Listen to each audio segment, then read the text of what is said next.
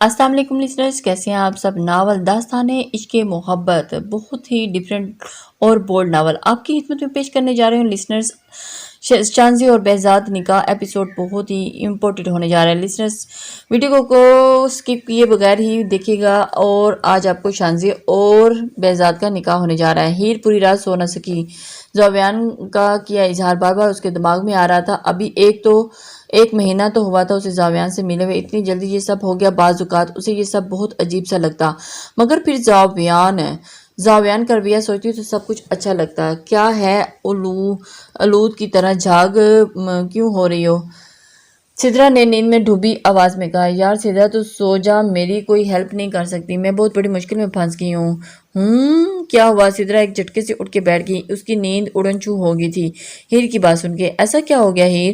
دیکھ مجھ سے مت چھپانا، کیا ہوا تجھے؟ ہائے اللہ، خوشبو آنٹی نے مجھے تیرا دھیان رکھنے کو کہا تھا۔ ہیر سچ بتا کیا ہوا؟ کہیں زویان نے تیرے ساتھ کچھ الٹا سیدھا؟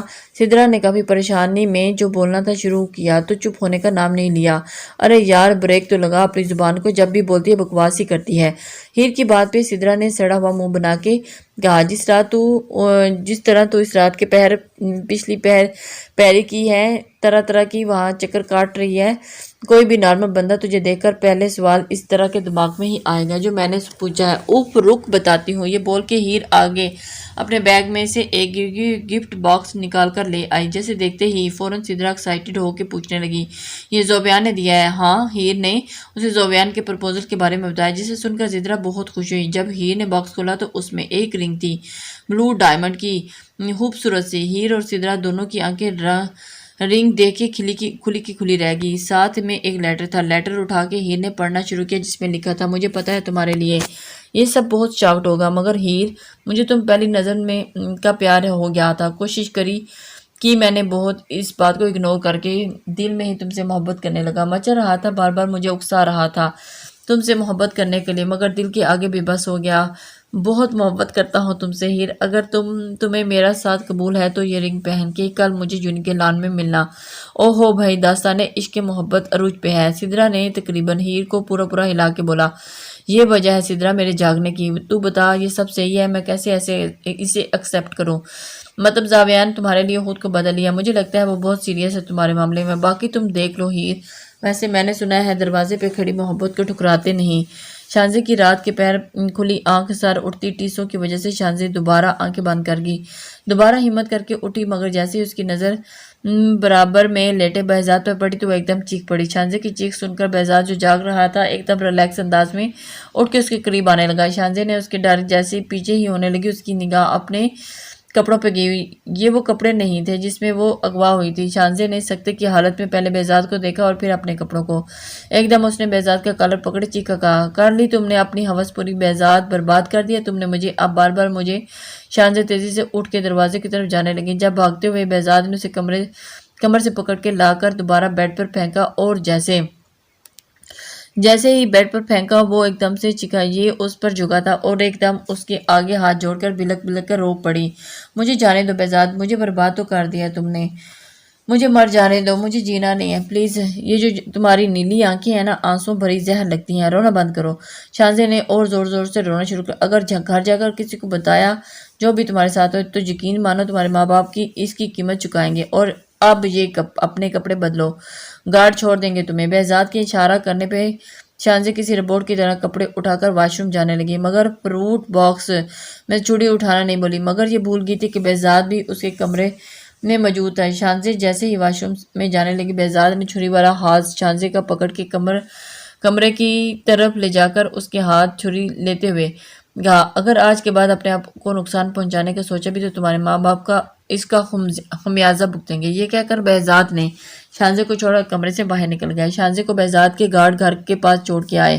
شانزی اپنے گھر کی بیل بجاتے بے ہوش ہو گئی۔ آج کچھ امپورٹنٹ گیسٹ آ رہے ہیں، نفیسہ دوپہر میں لنچ کا ارینج کر لے نا۔ کون آ رہا ہے؟ بابر، میرے بزنس فرینڈ اور ان کی وائف آ رہی ہیں۔ بازل کہاں ہے؟ حنزہ کے ساتھ ہے لان میں۔ اچھا چلو، اچھا گھر میں۔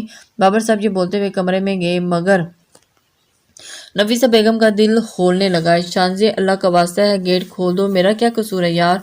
صنم مسلسل دروازہ بجا رہی تھی، مگر شانزی دروازہ نہیں کھول رہی تھی۔ اس نے اپنے آپ کو دروازے میں بند کر لیا تھا۔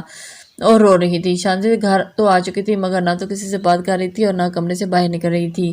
جواد صاحب اپنی اکلوتی بیٹی کی حالت دیکھ کر بستر سے لگ چکے تھے مگر ان کی وہ بہن جس نے انہیں بیوگی میں سہارا دیا تھا اور ان کی یہ رویہ ان کی آنکھیں اب بدل چکی تھی۔ جواد صاحب آنکھیں موند لیٹے جب ان کی بہن ان کے کمرے میں داخل۔ بھائی صاحب مجھے آپ سے ایک ضروری بات کرنی ہے۔ ہاں بولو نائلہ۔ بھائی صاحب کمپنی کی طرف سے مراد کو گھر ملا ہے اور آج شب ہم لوگ وہیں شفٹ ہو رہے ہیں۔ اچھا اچھا چلو اچھی بات ہے بھائی صاحب، ایک اور بات کہنی تھی۔ جواد صاحب کا دل جس بات سے ڈر رہا تھا بات ان کی بہن نے کہہ دی۔ بھائی صاحب پورا محلے کو پتہ چل چکا ہے کہ شانزے کے ساتھ کیا ہوا، وہ اس لیے کھل کے کہو نا نائلہ، کیا کہنا چاہ رہی ہو؟ بھائی صاحب مراد نے انکار کر دیا ہے شانزے سے شادی کرنے کو۔ اب جو جوان اولاد ہے ان کے ساتھ زبردستی تو نہیں کر سکتی، اس وجہ سے یہ رشتہ بھی اب ختم سمجھے۔ یہ بول کر نائلہ بیگم رکی نہیں بلکہ چلی گئی، یہ جانے بغیر کہ ان کے بھائی کی آنکھوں میں آنسو جاری تھے۔ صنم نے جیسے تیسے کر کے شانزے سے دروازہ کھلوا لیا مگر اندر جانے کے بعد جا کے اس نے کمرے کے ساتھ شانزے کی حالت دیکھی تو اسے رونا آ گیا۔ شانزے میری جان بس کرو، کیوں رو رہی ہو؟ اپنے ساتھ ایسا صنم سب کچھ ختم ہو گیا، بہزاد نے سب ختم کر دیا۔ ہو سکتا ہے شانزے جو تم بی ایم کے بارے میں سوچ رہی ہو ویسا نہ ہو، یعنی میری بات پہ بھروسہ نہیں تمہیں؟ صنم مجھے اغوا کروانے والا بہزاد تھا۔ شانزے نے کافی غصے میں یہ بات کی۔ مراد تو تم سے محبت کا دعوے دار تھا تو کیوں چھوڑ گیا تمہیں اس حالت میں اکیلا، یہ جانتے ہوئے بھی کہ تم اس وقت کس حال میں ہو اور تمہارے اوپر کیا گزر رہی ہے؟ صنم جو اسے جھٹلا رہی تھی کہ مراد کے بارے میں، لیکن شانزے اس کی بات پہ یقین کرنا نہیں چاہ رہی تھی، پوچھتے ہوئے اس وقت تمہیں اس کی سب سے زیادہ ضرورت ہے۔ مراد چلا گیا شانزے اس گھر سے ہمیشہ ہمیشہ کے لیے۔ صنم کی بات پہ شانزے کے علاقہ روگی اور رو دی۔ صنم تم جانتی ہو بہزاد تم کیا بول رہے ہو؟ ہاں ملکہ مجھے پتہ ہے، بس تمہیں میں کہہ رہا ہوں کہ تم وہ کرو جو مگر بہزاد وہ بہت چھوٹی ہے تم سے بہت، تو کیا ہوا؟ کون سا 60-65 کا ہوں؟ جواد صاحب نہیں مانیں گے بہزاد اور نہ شانزے، وہ میرا کام ہے ملکہ جواد صاحب کو منانا، تم بس پرسوں ان کے گھر چلنے کے لیے تیاری کرو۔ یہ کہہ کر بہزاد نے کال کٹ کر دی۔ صنم کو کال ملائی۔ زاویان کافی دیر سے ہیر کا ویٹ کر رہا تھا مگر وہ نہیں آئی۔ زاویان افسردہ سے وہاں سے جانے لگا جب پیچھے سے ہیر نے اسے پکارا۔ زاویان اپنے نام کی پکار پر زاویان پلٹا اور اس نے ہیر کو مسکرا کر دیکھا مگر زاویان کی نظر ہیر کے ہاتھوں پہ تھی جہاں اس نے زاویان کی دی ہوئی رنگ پہنی تھی۔ زاویان نے ہیر کے ہاتھ میں انگوٹھی دیکھی اور اسے گلے لگا لیا مگر 2 سیکنڈ میں ہی اس نے اس سے الگ ہو کر کہا، ہیر تم کام کیوں رہی ہو؟ ہیر بہت مشکل سے اسے اپنے آنسو کو روکتے ہوئے کہا، کبھی کسی نے اسپیشل فیل نہیں کروایا، سوچا نہیں تھا کہ محبت کا احساس اتنا حسین ہوتا ہے۔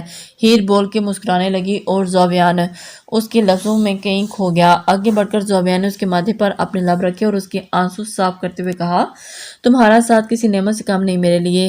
ہیر سوچا نہیں تھا کہ کبھی کسی لڑکی سے سچی محبت ہو جائے گی، پہلی نظر کا پیار ہو جائے گا۔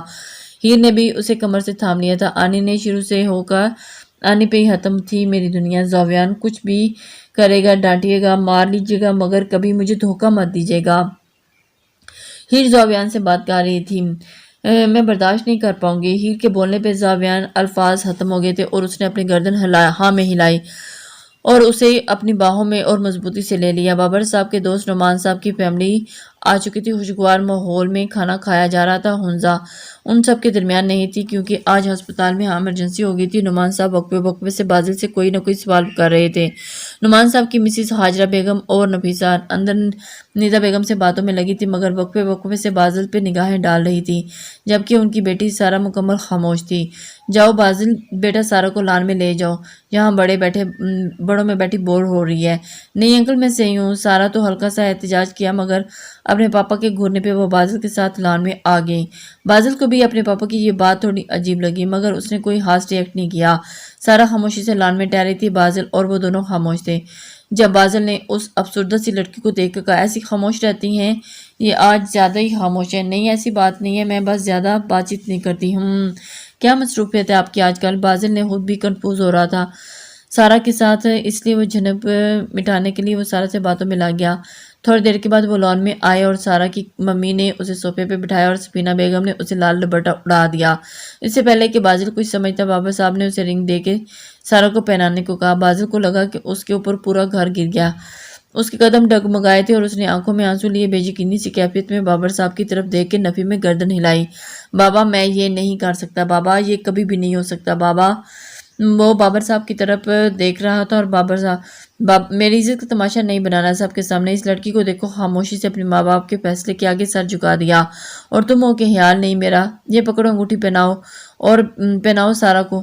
بازل نے ایک شکوہ بری نظر سفینہ بیگم پر ڈالی تو وہ نگاہ جھکا گئی۔ فہیم صاحب خاجرہ بیگم بھی گمسم کھڑے تھے، انہیں اندازہ نہیں تھا کہ بابر صاحب ایسا کچھ کریں گے۔ بازل کسی لاش کی مانند سارا کے برابر بیٹھ گیا۔ سفینہ بیگم بازل کا ہاتھ پکڑ کر اس سے سارا کو انگوٹھی پہنائی، تبھی کسی چیز کے گرنے کی آواز، سب دروازے کی طرف متوجہ ہوئے، جہاں حنزہ ساکن نظروں سے یہ منظر دیکھ کر جس کے ہاتھ سے بازل کے لیے لایا ہوا گفٹ زمین بوس ہو چکا تھا اور ایک جھٹکے سے وہ پلر سے لگی تھی۔ خاجرہ بیگم جو اپنی بیٹی کے دل کی ہر بات جانتی تھی، دوڑتی ہوئی حنزہ تک پہنچی اور اس کا ہاتھ تھام کے بازل کے اور سارا کے پاس لائی۔ حنزہ نے بہت مشکل سے اپنے ہاتھوں سے ان دونوں کا منہ میٹھا کیا اور ایکسکیوز کر کے کمرے میں چلی گئی۔ بابر صاحب نے نعمان صاحب کو جو کافی مشکوک نظروں سے حنزہ کو دیکھ رہے تھے، ان کا شک دور کرنے کے لیے بول پڑے، اصل میں بازل اور حنزہ بہت اچھے دوست ہیں، آج بازل کی منگنی ہے، یہ بات اس نے حنزہ سے چھپائی تھی، جبھی وہ ناراض ہوگی۔ اوہ اچھا اچھا۔ بابر صاحب کے کہنے پہ نعمان صاحب نے سکون کا سانس لیا۔ شانزے جواد، کیا آپ کو بہزاد راجپوت سے 1 کروڑ حق کا سکہ راج الوقت نکاح قبول ہے؟ شانزے نے ایک نظر اپنے بابا کی طرف دیکھا جن کی آنکھوں میں صرف التجا تھی۔ شانزے نے بہتی آنکھوں کے ساتھ نکاح نامے پہ دستخط کر دیے بہزاد کے پرپوزل پہ۔ جواد صاحب کافی حیران تھے، مگر ان کی بیوی کے سمجھانے پہ انہوں نے بنا کسی چوں چراں کے یہ پرپوزل ایکسپٹ کر لیا اور پھر رضامندی دے دی۔ اپنی بیٹی کو منایا اور بیٹی کو سمجھانے کے باوجود، اور شانزے کے پاس اس کے بغیر اور کوئی چارہ نہیں، شانزے کی مرضی کی جانب ہاں کر دی۔ بہت زیادہ سادگی سے یہ نکاح ہوا جس میں صرف شاہجہاں بیگم کی فیملی شامل تھی۔ بہزاد کی طرف سے دیے گئے جوڑے میں شانزے دلہن بن کے بہت معصوم لگ رہی تھی، مگر شانزے کو وہ سب کچھ کفن جیسا معلوم ہو رہا تھا۔ شانزے نہ صنم سے کوئی بات کی، نہ ہی رخصت ہوتے ہوئے وہ اس سے گلے لگی۔ بہزاد مینشن میں قدم رکھتے ہی شانزے کی آنکھیں حیرت سے کھل گئی تھیں، کیونکہ زندگی میں کبھی اس نے اتنا بڑا گھر نہیں دیکھا تھا، اور نہ ہی اس نے سوچا تھا کہ اس کا اتنا استعمال سے دلہن بن کے ایسا ہوگا۔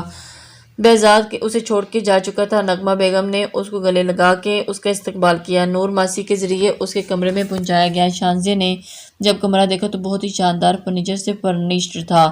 سامنے دیوار پہ بہزاد کی بہت بڑی تصویر لگی ہوئی تھی۔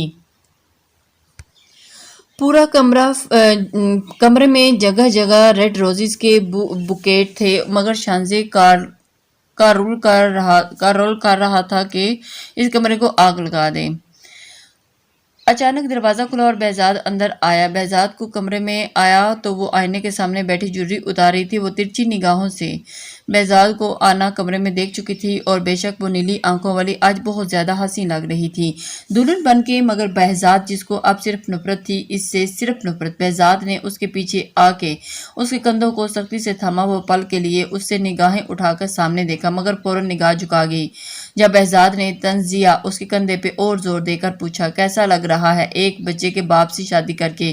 افسوس ہو رہا ہوگا نا، بہت شرم آ رہی ہوگی۔ کہا تم کہاں، میں کہاں، کیسے اب بتاؤ گی سب کو کہ تمہاری شادی 32 سال کے مرد سے ہو گئی، جو کہ ایک بچے کا باپ بھی ہے؟ بہزاد کی بات سن کر وہ مسکرا کر کھڑی ہوئی، اس کے روبرو آ کر کہا، مجھے کیوں افسوس ہوگا بھائی، مجھے تو اپنے دھوکے سے شادی کی ہے۔ اور یہ بول کے شانزے جانے لگی، جب جاتے جاتے مڑ کے کہا، ہاں مگر آپ کو شرم نہ آئی جبکہ آپ کو ریلیٹیو یہ آپ کے دوست آپ سے پوچھیں گے کہ اتنی کم عمر لڑکی سے شادی کیوں کی؟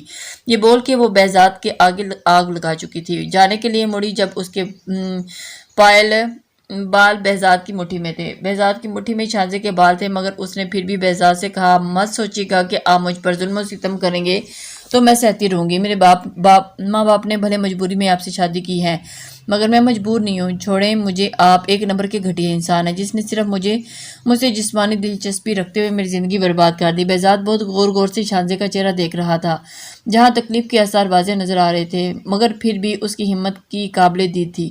یہ بات پہلے سے ہی بہزاد ایکسپٹ کر چکا تھا کہ شانزے جواد خوبصورت ہے۔ بہزاد نے بہت آرام سے اس کے بال چھوڑ دیے، مگر اس نے خود سے دور جانے نہیں دیا۔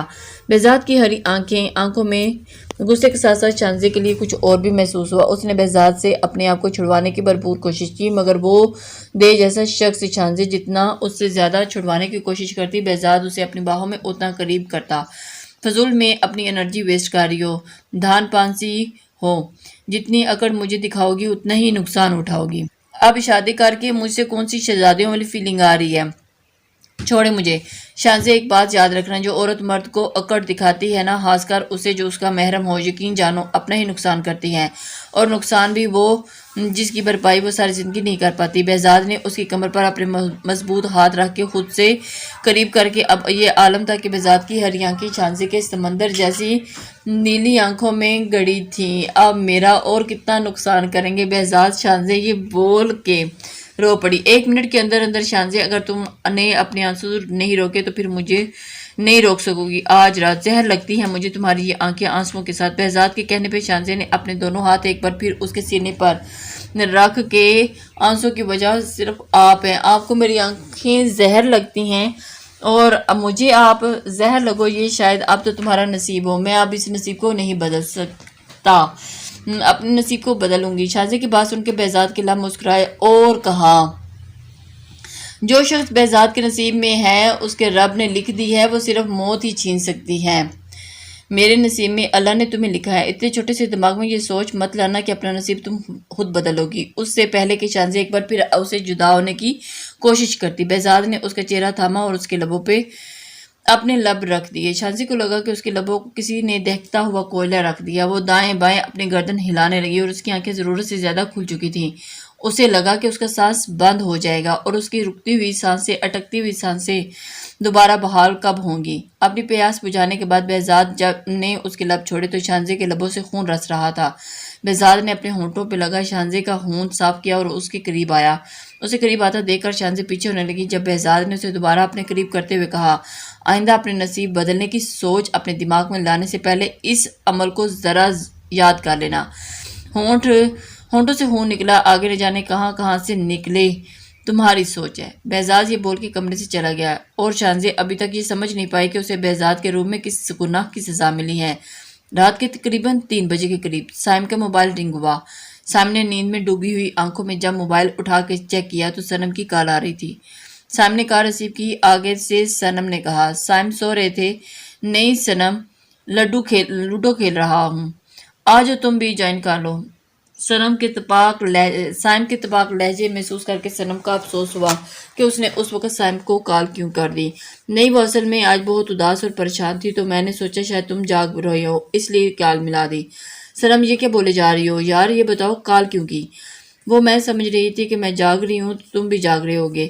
سنم، کون سی گھٹیا فلم کے ڈائلاگ ہیں یہ؟ کون سا تم نے فضول قسم کا ناول پڑھا ہے تم نے؟ اگر تم پریشان ہو یہ جاگ رہی ہو تو کس نفسیاتی انسان نے کہا ہے تم سے کہ میں بھی جاگ رہا ہوں گا؟ یہ کس قسم کا لاجک لے کر بیٹھ گئی ہو؟ رات کے 3 بجے، اللہ کا واسطہ ہے سنم، خود بھی سو جاؤ اور مجھے بھی سونے دو۔ سائم اس کے اوپر دھاوا بول چکا تھا اور سنم کو سمجھ نہیں آ رہی تھی کہ وہ کیا کرے۔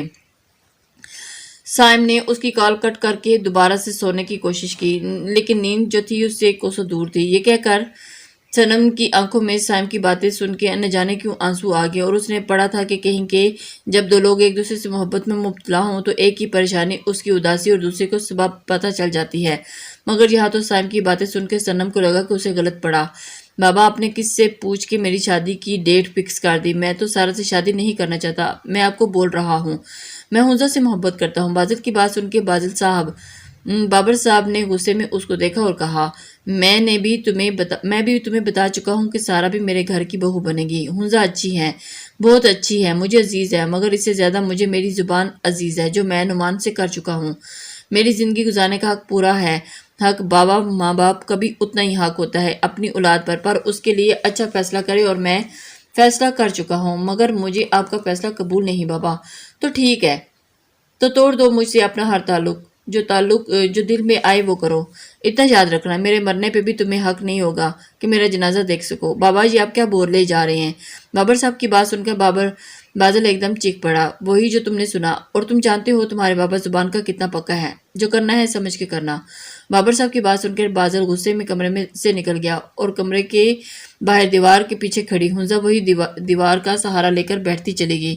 کچھ دن اور رک جاتے اظہر صاحب، نہیں وہاں جا کے سارا بزنس وائنڈ اپ کرنا ہے کہ اب آؤں گا اور ہمیشہ کے لیے آؤں گا، کیا پتہ سامنے رہوں تو شاہجہاں معاف کر دے، سنم کا دل بھی میری طرح سے صاف ہو جائے گا۔ انشاءاللہ بھائی صاحب، سب ٹھیک ہو جائے گا انشاءاللہ۔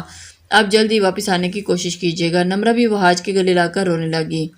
ایک بار اور خوشبو سے رابطہ کرو بھائی، مجھے یقین ہے تمہیں معاف کر دے گی۔ نہیں نمرہ، جب تب میں نے اس کا خیال نہیں کیا، آج وہ میرا خیال نہیں کرے گی۔ چھوڑو، ایک دفعہ اسے دیکھ لیا، بس اب سکون سے مر سکوں گا۔ وہاں اس صاحب کو دیکھ کر نمرہ بیگم رو پڑی۔ ایک تو تمہارے آنسو بالکل سامنے رکھے ہوتے ہیں۔ اظہر صاحب نے اس کے کندھے پہ اپنی باہیں پھیلاتے ہوئے کہا۔ ایک بات بولوں وہاج، جب قسمت آپ کو ایک موقع دے اور اپنی محبت کو حاصل کرنے کا، تو وہ موقع نہیں گنوانا چاہیے۔ روٹی ضرور ہے خوشبو بھابی، مگر میں گارنٹی کسے کہہ سکتا ہوں وہ آج بھی تم سے محبت کرتی ہیں، اور اس بات کا ثبوت اس کا انتظار ہے جو ابھی تک تمہارا انتظار کر رہی تھی۔ اظہر بھائی کی بات پہ وہاج صاحب تنزیہ مسکرائے اور کہا، صاف کہا ہے اس نے، اور اب کسی کو اپنی زندگی میں شامل کر کے دکھائے گا مجھ سے، اور واہ بھائی واہ، تم نے خاموشی سے یہ بات مان لی، اور اگر ان کا ایسا ہی کرنا ہوتا تو کب سے کر چکی ہوتی۔ تمہیں حال ہی اپنی ضد دکھا رہی ہے، اور میرا مشورہ ہے کہ تمہیں اگر محبوب کو منانے کے لیے تھوڑی بدماشی کرنی پڑے تو مذائقہ نہیں۔ اظہر صاحب کی بات پہ وہاج صاحب مسکرائے، ان کو گلے لاگے اور کہا، ٹرائی کرتا ہوں، ورنہ بدماشی چھوڑے ہوئے زمانہ ہوا۔ وہاج صاحب کی بات پہ اظہر صاحب کا کہکا گونجا۔ شانزے کی عادت تھی کہ فجر میں اٹھنے کی، اس لیے وہ فجر میں اٹھی، اور اٹھتے کے ساتھ ہی اس کی نظر جب سامنے پڑی تو بہزاد الٹا سیدھا صوفے پہ سویا تھا۔ سب کر کے اب شرافت تو چیک کرو، اس جن کے صوفے پہ جا کے سو گیا ہے۔ شانزے نے بہزاد کو دیکھتے ہوئے غصے میں اپنے بال لپیٹتے ہوئے کہا، اور پھر واش روم کی جانب بڑھ گئی۔ نماز پڑھ کے وہ تھوڑی دیر نیچے آ گئی۔ اچانک قدرتی طور پر اس کے قدم نغمہ بیگم کے کمرے کی طرف بڑھ گئے۔ اس نے آہستہ سے ان کے کمرے کا دروازہ نوک کیا، اندر آنے کی اجازت کی۔ یہ شانزے اندر آ گئی تو نغمہ بیگم قرآن پاک پڑھ رہی تھی۔ شانزے کو دیکھ کر ایک دم خوش ہو گئی، اسے دعائیں دینے لگی۔ نفرت اسے بہزاد سے تھی، اس کے گھر کے مکینوں سے نہیں۔ اسے باتوں میں شانزے کو ٹائم کا پتہ نہیں چلا، اور وہ ان سے اجازت لے کر اپنے کمرے کی طرف جانے لگی جب ایک روم کے پاس سے گزرتے ہوئے کسی بچے کے رونے کی آواز آئی۔ بچے کی آواز سن کر شانزے کو ایک دم یاد آیا کہ بہزاد کا ایک بیٹا بھی تھا۔ شانزے نے کمرے کا دروازہ جیسے ہی کھولا تو اندر کا نظارہ دیکھ کر چونکی۔ اس گھر کی ملازمہ عاشر کا منہ پکڑ کے زبردستی اسے دودھ پلا رہی تھی۔ یہ کیا کر رہی ہو ماسی؟ کسی کی آواز سن کر ایک دم ڈر گئی۔ یہ دودھ نہیں پی رہا، اس لیے میں اسے پلا رہی ہوں۔ یہ کون سا طریقہ ہے بچے کو ٹریٹ کرنے کا؟ آپ کون ہیں اور ایسے کیسے مجھے ٹوک رہی ہیں؟ میں گورنس ہوں عاشر کی۔ میں کون ہوں یہ تمہیں ابھی پتہ چل جائے گا، مگر تم اس کی گورنس تھی ہو نہیں۔ نیچے جاؤ فوراً، تم سے میں نے نیچے آ کر بات کرتی ہوں۔ شانزے کے غصے سے کہنے پر گورنس غصے سے عاشر کو گھورتی ہوئی نیچے چلی گئی۔ عاشر شانزے کو پہچان چکا تھا، مگر وہ بہت ڈرا ہوا تھا۔ شانزے اس کے پاس آئی اور اسے اپنے سینے سے لگا لیا۔ یہ پہلی بار ہوا تھا جب عاشر کو نغمہ بیگم کے علاوہ کسی نے اپنے سینے سے لگایا۔ شانزے نے عاشر کا منہ ہاتھ دلوایا، اس کا یونیفارم چینج کروایا۔ عاشر یہ ساری کارروائی بہت خاموشی سے دیکھ رہا تھا۔ جب شانزے اس کے بال بنانے لگی تب عاشر نے کہا، آپ پاپا کی نئی وائف ہیں؟ ہاں، پاپا کی وائف بھی ہوں اور آپ کی ماما بھی۔ نہیں، آپ میری ماما نہیں ہیں۔ میں آپ کو ماما نہیں بولوں گا۔ کیوں؟ آپ کو پسند نہیں آئی؟ نہیں، اگر میں آپ کو ماما بولوں گا تو پاپا آپ کو بھی مار دیں گے جیسے میری ماما کو مارا تھا۔ اتنے چھوٹے سے بچے کے منہ سے ایسی بات سن کے شانزے کافی شاکڈ ہوئی۔ وہ عاشر کے سامنے گھٹنوں کے بل بیٹھی اور کہا، بیٹا پاپا کے بارے میں ایسا نہیں بولتے۔ آپ کی ماما نے کچھ کرا ہوگا تبھی پاپا نے انہیں مارا۔ مگر عاشر، اسے کیوں مارا؟ اس نے تو کچھ نہیں کیا تھا نہ، آپ کو پتہ ہے نا، وہ روزانہ مجھ سے کہتا ہے میرے پاس آ جاؤ، میں بھی چلا جاؤں گا ایک دن پاپا کو چھوڑ کے۔ عاشر کی بات سن کر شانزے کی آنکھوں سے آنسو بہنے لگے۔ نہیں بیٹا، ایسے نہیں کہتے۔ آپ چلے جاؤ تو میرے دوست کون بنے گا؟ آپ کو مجھ سے دوستی کریں گی؟ ہاں نا، آج میں آپ کی پکی ماما بھی ہوں اور دوست بھی، اور میرا آپ سے وعدہ ہے نہ مجھے آپ کے بابا کچھ کہیں گے اور نہ آپ کو۔ مگر بابا مجھ سے پیار نہیں کرتے۔ کرتے ہیں، بالکل کرتے ہیں۔ کل رات ہی انہوں نے مجھ سے کہا تھا کہ عاشر تو میرا شہزادہ ہے، پرنس ہے، اور شہزادہ پرنس تو ہم اسی کو کہتے ہیں نا جن سے ہم محبت کرتے ہیں۔ آپ سچ کہہ رہی ہیں نا؟ پاپا نے ایسا بولا؟ ہاں بالکل سچ۔ اچھا، اب آپ آج سے مجھے ماما بولو گے۔ آپ کو جو بھی بات کرنی ہوگی ماما سے کرو گے، پرامس۔ عاشر نے تھوڑی دیر شانزے کے پھیلے ہوئے ہاتھ کو دیکھا، پھر مسکراتے ہوئے کہا۔ شانزے کے ہاتھ پر اپنا ہاتھ رکھنے کے بجائے شانزے کے گلے لگ گیا۔ شانزے نے اسے گود میں اٹھایا جیسے نہ جانے کتنے بچوں کی اماں ہو۔ عاشر کی ایک ٹانگ شانزے کی کمر کے اس طرف اور دوسری ایک طرف تھی۔ اب نیچے چل کر ناشتہ کرتے ہیں، تمہاری اس گورنس کو بتاتے ہیں کہ میں کون ہوں۔ شانزے اسے لے کر نیچے اتری اور ان کے پیچھے ان کی باتیں سننے کے لیے بہزاد کھڑا تھا۔ بہزاد جو اٹھنے کے بعد روزانہ عاشر کے روم میں آتا تھا، آج پہلی بار دل کھول کے مسکرایا اور کہا، چلو ہم بھی نیچے چل کے دیکھتے ہیں پٹاخہ ہے کون۔